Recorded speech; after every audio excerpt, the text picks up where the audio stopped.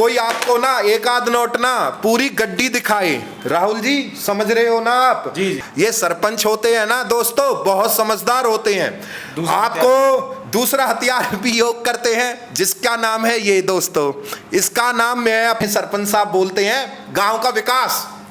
उनको ये तो बताओ भाई, तुम गांव का विकास करोगे कैसे? मेरे को वो तो समझा दो। कोई प्लानिंग तो होनी चाहिए। कोई प्लानिंग तो होनी चाहिए आपके उनके पास कि वो कैसे रोड मैप। जैसे मैं राहुल जी से कहूं कि राहुल जी आगरा जाना है, राहुल जी को ये बस यही कहेंगे हाँ जी मैं आगरा जाऊंगा, पर उनको यही नहीं पता रास्ता कौन सा अपनाना है।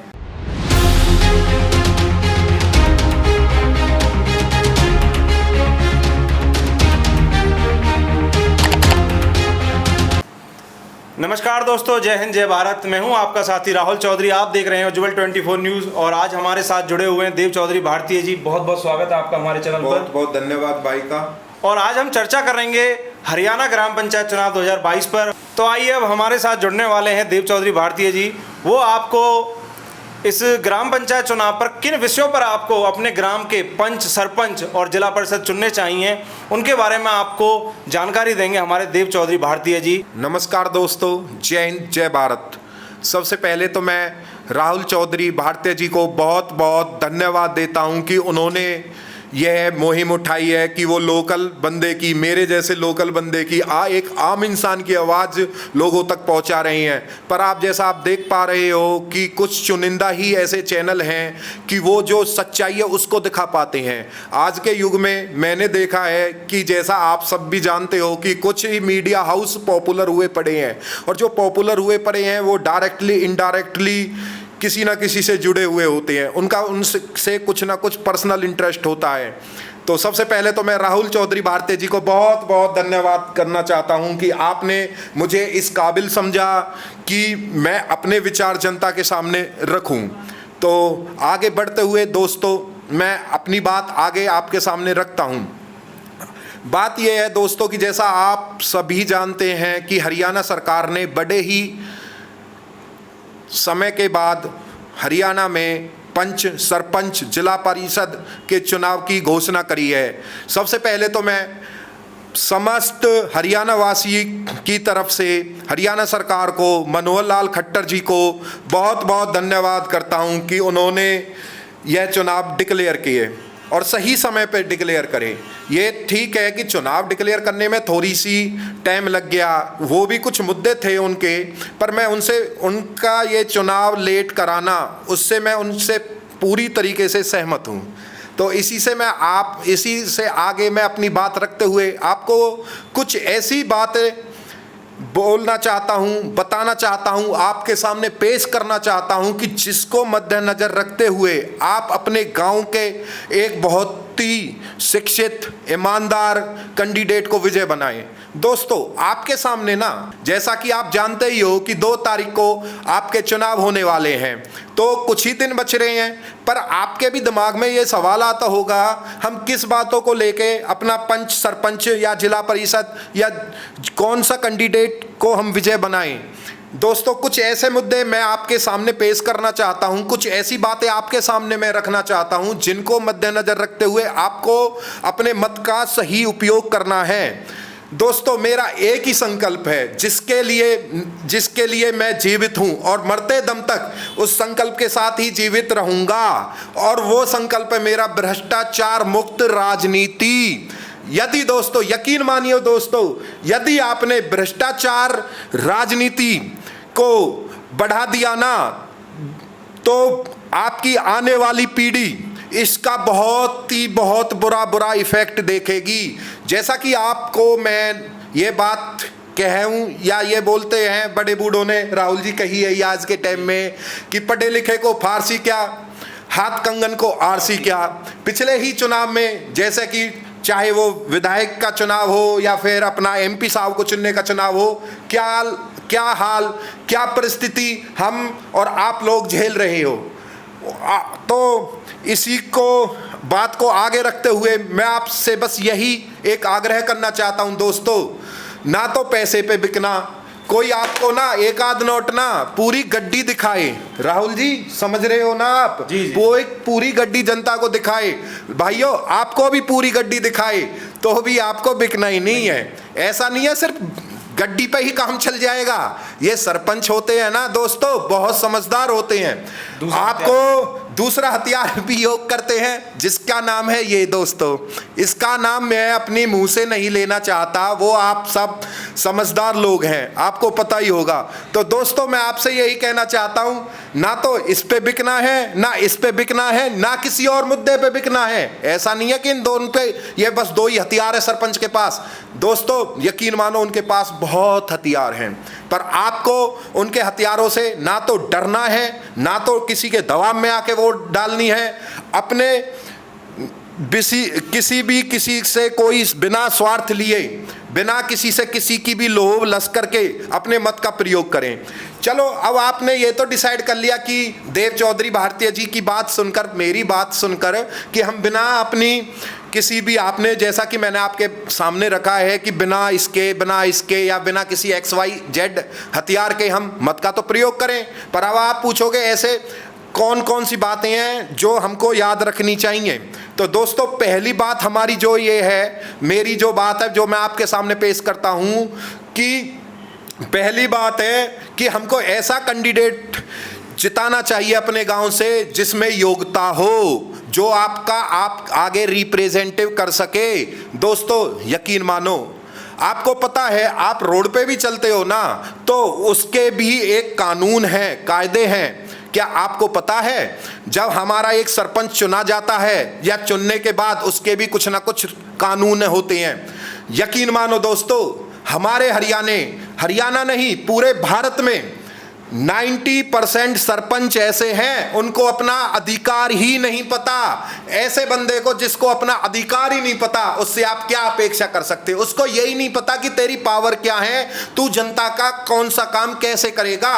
तो दोस्तों इसी से पहला हमारा केंद्र बिंदु निकल के आता है कि हमको ऐसे बंदे को जिताना चाहिए, ऐसे कैंडिडेट को वोट देना चाहिए जिसके पास अच्छी योग्यता हो, जो अपनी योग्यता जीतने के बाद आपको दिखा सके। ऐसा नहीं है कि पहले वो हम उसे जिताएं और फिर वो अपनी योग्यता दिखाएं। ना ना ना ना ना, ऐसे झमेले में नहीं आना। क्यों नहीं आना दोस्तों? पिछले 5 साल का उसका रिकॉर्ड उठाओ। हर कैंडिडेट जो भी चुनाव में आपके गांव से खड़ा है उसका भाई कम से कम 5 साल का रिकॉर्ड उठाओ। देखो कि उसने पिछले 5 साल आपके गांव के कोई आवाज उठाई, या फिर 2 महीने में खट्टर साहब ने चुनाव डिक्लेयर कर दिया, वो आपके बीच में आते हाथ जोड़ के कहता है जी मुझे वोट दो, मुझे वोट दो। नहीं नहीं नहीं, ऐसा बिल्कुल नहीं चलेगा। इस बार चुनाव में आपको यह देखना पड़ेगा कि कौन कैंडिडेट पिछले 5 साल से किसमें, ऐसा नहीं है कि एक कैंडिडेट या 2 कैंडिडेट, जितने भी मान लो 3 ऐसे आपको लगते हैं कि भाई ये योग्य आदमी है, ये इस क्वेश्चन में देव जी के पास हो गए, तो उसमें से भी ये देखो जो सबसे ज्यादा योग्य हो उसको जिताओ। पहली बात। दूसरी बात मैं आपके सामने रखना चाहता हूं, एक अच्छा कैंडिडेट जो होगा हमारे गांव का वो कैसे पहचाने। दूसरा जो कैंडिडेट होगा ना, उसकी अपनी जनता के प्रति भावना होगी। कुछ ऐसे लोग होते हैं जो जनता को, हम सब को, आपको भी राहुल जी मैं आपसे कहना चाहता हूं, या जो हमारे दर्शक हैं इनसे कहना चाहता हूं, बेवकूफ़ समझते हैं दोस्तों।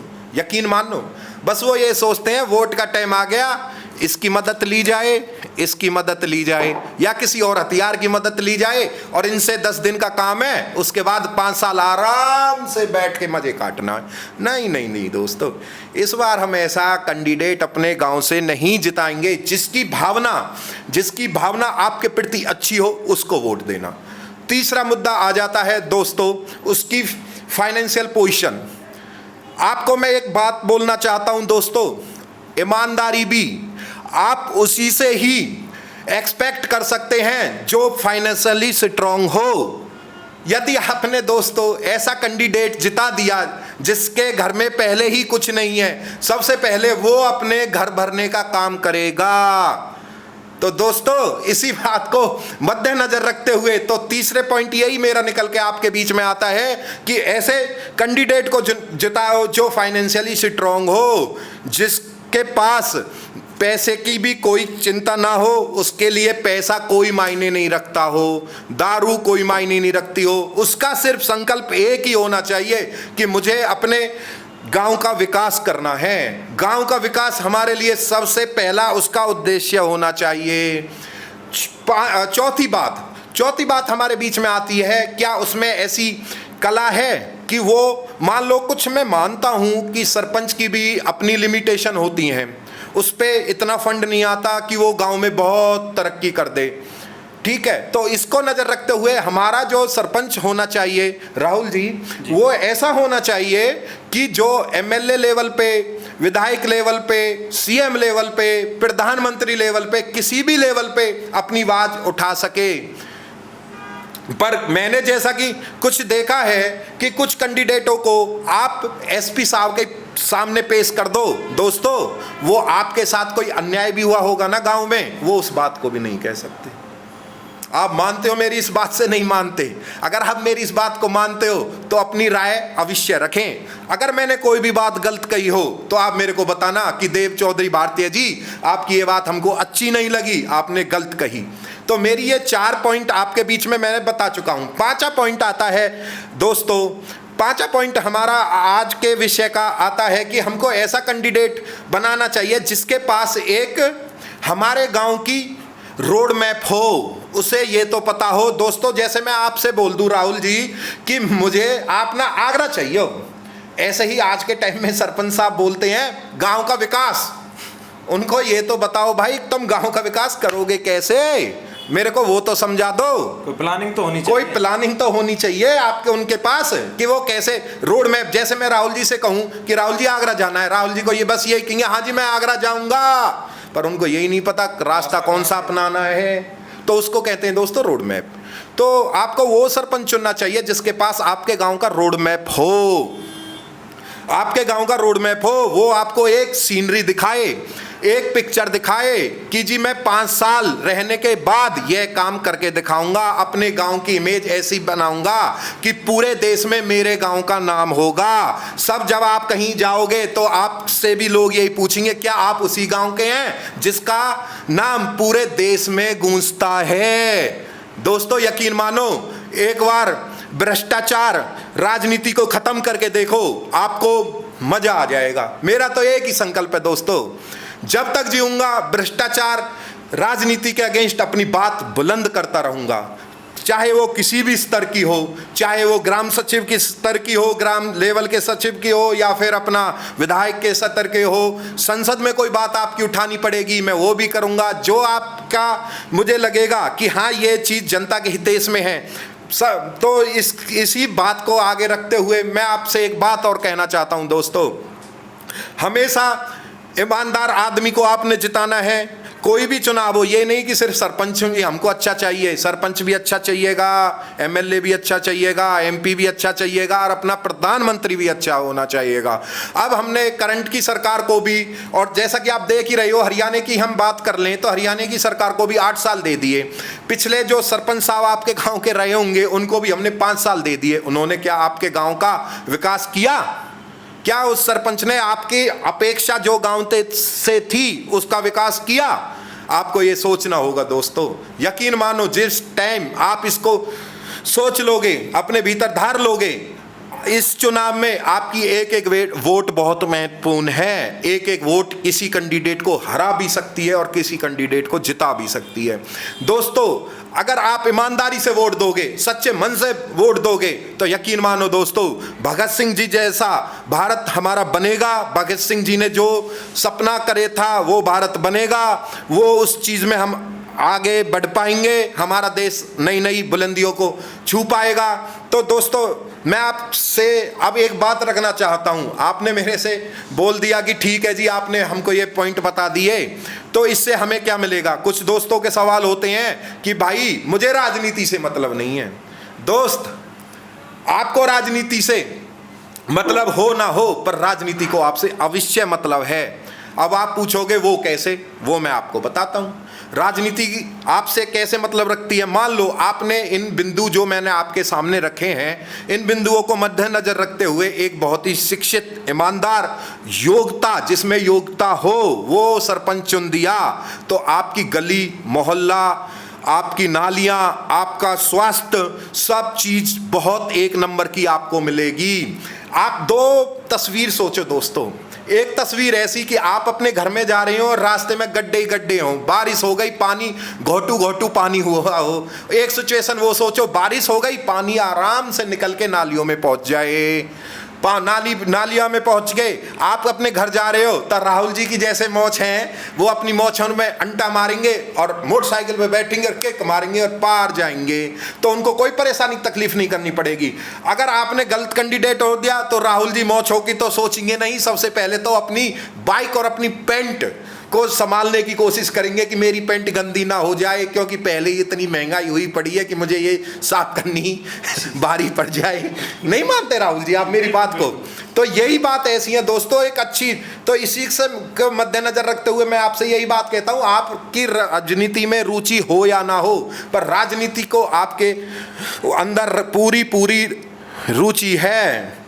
दोस्तों कुछ लोग आपको आपकी कास्ट के प्रति भी भड़काएंगे, बोलेंगे ये तो मेरा जाट सरपंच है, ये मेरा पंडित जी सरपंच है, ये मेरा हरिजन समाज का सरपंच है, मैं तो इसी के साथ हूँ। नहीं दोस्तों, हमारी कोई कास्ट नहीं है, हमारी सिर्फ एक ही कास्ट है, वो है भारतीयता की। हमें भारतीयता ही जीनी है, भारतीयता ही हमारा धर्म है, भारतीयता को ही सुबह से शाम तक उठते बैठते जीना है। यकीन मानो दोस्तों, आप एक बार भारतीयता को जी कर तो देखो, मजा आ जाएगा। पिछले 2 साल से मैं अपना एक्सपीरियंस बताता हूं, मैंने भारतीयता को अपने जीवन में उठाया है और मेरे को बहुत अच्छा लग रहा है। मतलब जो चीज़ें मेरे को पहले समस्या दिखती थी, अब उन्हीं चीज़ों में मुझे समाधान दिखना चाहता है। पर आजकल के जो नेता होते हैं ना दोस्तों, वो कुछ और ही आपके सामने पेश करते हैं, वो कास्टिज्म को बढ़ाते हैं। इन्हीं शब्दों के साथ मैं आपसे आज की चर्चा को यहीं विराम देते हुए बहुत बहुत धन्यवाद। नमस्कार दोस्तों, आपके लिए हम ऐसी ही वीडियो लाते रहेंगे, और जैसे कि आज आपने हमारे देव भारतीय जी के विचार सुने, आगे भी आपको आने वाली वीडियो में ऐसे ही आम जनता के मुद्दों पर जो हम चर्चा करेंगे वो वीडियो आपके समक्ष लाते रहेंगे। अगर आपको हमें सहयोग करना है तो आप हमारे चैनल को सब्सक्राइब करें, ज़्यादा से ज़्यादा हमारी वीडियो को लाइक करें।